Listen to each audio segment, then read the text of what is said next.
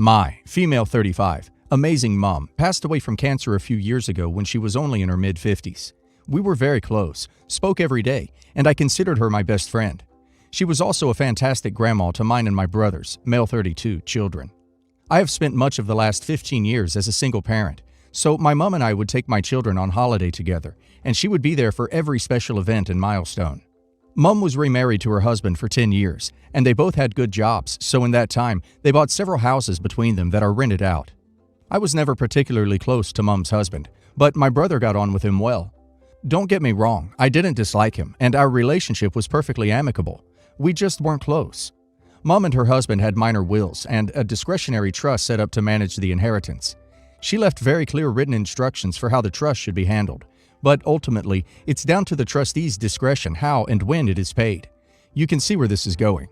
The trustees are my mom's husband, plus 2 others, and all trustees must be unanimous to make decisions on the trust. My mom wanted us to have our inheritance sooner rather than later. She went out of her way to tell us this when she knew her illness was terminal. It is also clearly written in the instructions for the trust. She fully trusted her husband and the other trustees, and never would have expected that her instructions might not be followed. Her husband has other ideas and wants us to wait until he has also passed away before we get our inheritance, which could be another 30 years for all I know. He never mentioned this to my mom while she was still here, or I'm certain she would have changed her will to ensure we got it when she wanted. We have tried to compromise with him, but he has cut all contact and refuses to talk to us. He is in a new relationship for the past couple of years and has clearly moved on with his life. His children have also cut contact with us. It may be important to point out that our inheritance amounts to approximately 30% of the current value of their estate. The rest is her husband, who also has a very good pension and who would remain completely financially stable without our inheritance.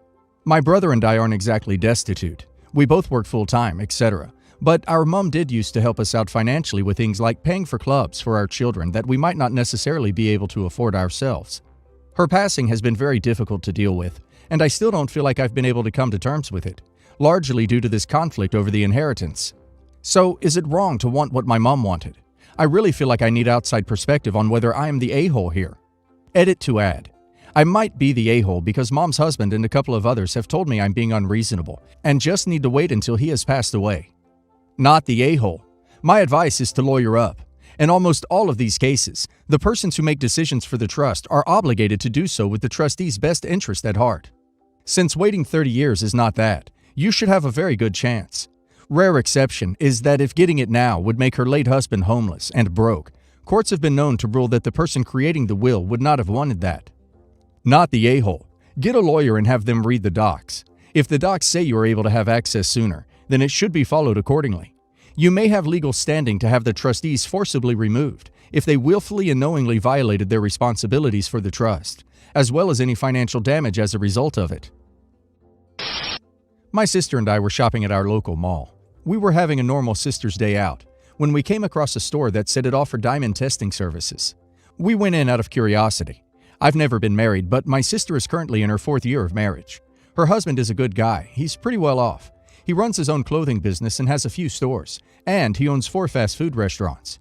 I was happy for my sister to find stability, not that she needed his money. She works in a big tech company and makes really good money too. I wanted to buy some earrings, so I went to browse while she asked for her ring to be checked because she was curious and wanted to know how much it was worth. She got a call halfway through and told me to keep an eye on her ring. The dude in the store made a face after a while, and I asked what's wrong, and he said it's fake. He said it's probably quartz and not a diamond. I thought that was appalling. Why would a well-to-do man buy a cheap ring? It would not be a problem if he had told her it wasn't real in the beginning. She would not have cared. She's not materialistic. But the fact that he lied and presented a ring with a seemingly big diamond to her is very weird and not okay. The shopkeeper asked me if I wanted him to tell her, or if I will, so I said I'd do it. I took her to a nearby cafe and sat her down and told her it's fake. She didn't believe me, went back in to ask him, had it rechecked and got the same result. She was livid and agreed with my opinion that had he told her it was quartz, she would not have cared if he just told her what it really was. So she made me drive her back to their home where she tore him a new one.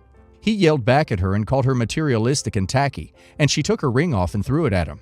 She packed a suitcase and she said she was going to live with me for a while.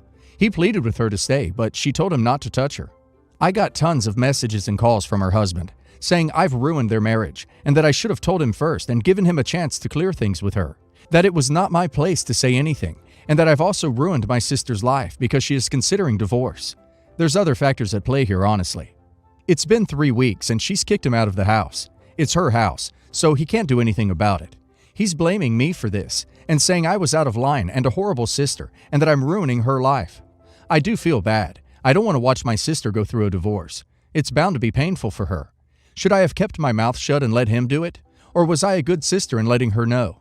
Not the a-hole. You didn't ruin the marriage. He did when he decided to lie. It's not the fact that the ring's fake. It's the fact he lied about it for years. Not to mention the other factors at play. This is just the straw that broke the camel's back. Not the a-hole. It's your fault he bought a fake and lied? You have a responsibility to tell your sister the truth. She can decide what she does with that knowledge. This doesn't make sense. Quartz is almost never used for engagement rings, especially not faceted. It's fairly hard, but below the 8 recommended for daily wear. It also doesn't look much like diamond. It's clear, but has a much lower refractive index, 1.5 compared to 2.5, so it won't sparkle much even if it's faceted. If a ring is meant to look like a diamond, it'll be moissanite or cubic zirconia, not quartz. I, 28 female, am a radiology resident. The other day we were hanging out with friends and one of them, let's call him Jason, brought his new girlfriend, Alice. So Jason asks me to repeat a story from work that I had told him earlier that week, for everyone to listen. Alice interrupted me directly and exclaimed that we are colleagues and she could relate to my story so much being a doctor herself. I thought, great, it's cool to meet new people who can relate to the hardships of medicine, so I asked her if she's a resident or an attending.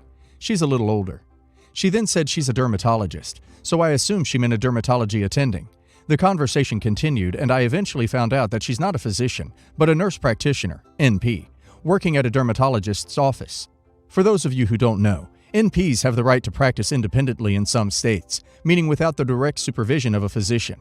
If you don't work in healthcare, you probably don't know the situation, but let's say that's not a good idea. Limited knowledge and education leads to a lot of mistakes and lowers the quality of care. Obviously, that's not a universal statement. I love the NPs I work with, but if you know, you know. So I tell her, then you're a dermatology NP, not an attending dermatologist, and she got offended. Began saying that she can do anything a doctor can, and sometimes even better. I said I don't doubt your abilities, but it's misleading to present yourself as a physician, especially to patients who don't know any better. She called me an elitist and left the bar. Jason called me the next day and asked me to apologize to Alice for offending her profession. As I said, I have nothing against NPs, but calling yourself a physician and claiming you have the exact same knowledge, if not more, is incredibly misleading. So, am I the a-hole? Edit. I didn't call her out in front of everyone. It was more of a conversation between me and her. I doubt the others were listening, as they were engaging in their own conversations. Not the a-hole at all. I work in healthcare and agree with you 100%. Not the a-hole. Nurse practitioners are valuable for handling minor, lower-level things so a doctor doesn't need to, and as a valuable backup to a doctor. They're not doctors. Not the a-hole. It's a serious thing to present as a doctor, or a cop, or a judge, or a Purple Heart winner, without being one. She is in the medical profession, and I have no doubt she knows this. To be clear, what she did was unprofessional, and where I live, it's illegal. You didn't humiliate her in public if you were having a conversation with her and everyone else was distracted. And if you had humiliated her, she would have deserved it. You do not owe someone an apology for misrepresenting herself as a doctor. She is lucky you're not reporting her to whatever the medical standards body is called where you are. You need to tell Jason that you're sorry he's in an awkward position, but that Alice cannot represent herself as having qualifications she doesn't. That she is in the medical profession, and it is unacceptable she is doing this. He may be angry or face pressure from Alice to cut you off, but I wouldn't worry about it. Someone who is doing what Alice is doing is going to have problems in her relationship sooner or later. Mike, 33 male, and I, 32 female, have been together for 15 years, married for 8. We met through our mothers. We're both Scottish. We have always talked about wanting to raise kids in Scotland, but really enjoyed life in the US. When we moved in together 10 years ago, my family unloaded all their junk onto us. It was nice furniture, but bulky and large. We took it with a smile and used it until we got our feet under us. Then we tried to give the stuff back, but my family told me to keep it. No one wanted anything back. I put it into a storage unit, thinking I could give it to my sister or a younger cousin. No one wanted the stuff back. I ended up being used as a dumping ground for a lot of old furniture. I had a huge storage unit we were keeping a boat in, but we sold the boat and filled it with furniture. I should have said no to stuff, but I didn't want to make people upset. We asked for about 10 years if people wanted this stuff back, so we assumed it was all junk. Mike got a job back in Scotland. I wanted to start having kids, so I said let's just sell everything and move. We sold our furniture and the furniture in the storage unit. Mike has a friend who does restoration, and he paid us about $20K for everything. It was a lot of furniture. I know it was probably a great deal for Tom because he looked shocked we agreed. I told him I wanted it gone, didn't have time or mental energy to worry about it, and good luck to him. Turns out the storage unit furniture was worth a lot more than $20K. There were a few really valuable pieces in there that no one told me about. They just handed them off and said to have fun. By the time we sold everything, with our cars, we had a good $45K and we left. It wasn't until my sister called that I realized people were angry. She said she went to the storage unit and it was not opening. I told her we moved, so of course we didn't have the stuff. She said she just wanted the old rocking chair in there. I said it wasn't there because we sold it. She asked how much stuff we sold. I said all of it because we were not going to take ugly old furniture with us to Scotland. I kept a few trunks, but everything bulky was pretty much sold. We even sold our furniture in our house, which we did like, so. She said that all the furniture was heirloom and I got ripped off. I told her she had 10 years to claim what she wanted and she never did, so I was not worried. Am I the a-hole? Not the a-hole. You had this stuff for 10 years. By any law in the US, it's considered abandoned. You told them to get it. They said no. You sold it. Money is yours. Don't feel guilty. Not the a-hole. And as for the furniture being worth a lot more, it really only is to people who recognize or care about it. If you had tried to sell it on Marketplace or similar, you probably would have gotten less. My sister, Olivia, and I are not close. Prior to this incident, I hadn't spoken to her in almost a year and a half. A few weeks ago, Olivia visited her friend who lives about 15 to 20 minutes walk away from us. I had known that Olivia was in town, but I had no plans or intentions of visiting her. Olivia accidentally delivered a package to our house instead of her friend's. She called and I told her that I would bring the package to her. My wife, Irene, went to give back the package. We live in a nice, bikeable, walkable city that allows for Irene to bike most places. She has a mama bike, a bike made for mothers with small children, and uses it whenever she is with our 3-year-old daughter. I was not there, but Irene says that Olivia looked horrified when she noticed her bike. She started asking a lot of questions about the safety of our daughter on the bike, asking if Irene was always this reckless, and making unnecessary comments about how a good mother could never do something so dangerous. In the moment, Irene was confused and did not say anything in response, only trying to reassure her that she was not harming anyone. I got a call from Olivia that night, warning me about my wife's reckless habits. She asked me a bunch of questions about my well-being, about my daughter's well-being, and if I felt safe in the house. I answered her questions truthfully and asked her to stop bothering me with stories about my wife. She blocked my number that night. I assumed that the whole issue was put to rest. This past weekend, my mom and Olivia showed up at my doorstep, unannounced. I let them in but told them that I wouldn't be staying for long. Irene and my daughter were not home at the time. Olivia started telling me that Irene is a terrible mother, in reference to the biking incident, and that I needed to leave her for the safety of my child. Instead of letting me respond, they started talking about divorce and obtaining custody. It was a lot to handle, and it was all so fast that I was left in shock. I was angry and offended. I yelled at them, calling them foolish instigators for meddling in my life like that. I kicked them out and told them I never ever wanted to see them again. Irene stands with me but wishes I worded it better. Not the a-hole, but honestly, I don't think this will be the end of things. These folks sound like the type to call CPS over nothing. Unfortunately, you may want to expect a visit, because they have to investigate every report, no matter how trivial. Sorry. You may want to go low or no contact with your dear mother after this, and definitely don't let her have your daughter alone.